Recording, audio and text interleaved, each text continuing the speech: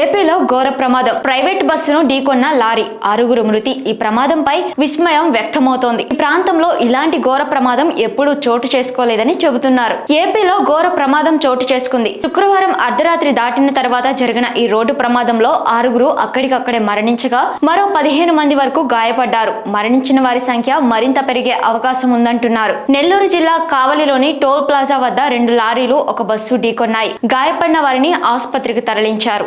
ఈ ప్రమాదంపై విస్మయం వ్యక్తమవుతోంది. ఈ ప్రాంతంలో ఇలాంటి ఘోర ప్రమాదం ఎప్పుడూ చోటు చేసుకోలేదని చెబుతున్నారు. శుక్రవారం అర్ధరాత్రి దాటిన తర్వాత సుమారు 2 గంటల సమయంలో కావటి ముసునూరు టోల్ ప్లాజా వద్ద ఎదురుగా వస్తున్న ప్రైవేట్ బస్సును లారీ ఢీకొంది. అయితే ఈ ప్రమాదంలో తొలుత ఆగి ఉన్న లారీ వెనుక నుంచి ఢీకొట్టింది. అదే సమయంలో ఎదురుగా ప్రైవేట్ బస్సు వస్తుండటంతో నియంత్రణ కోల్పోయిన లారీ బస్సును బలంగా ఢీకొట్టింది.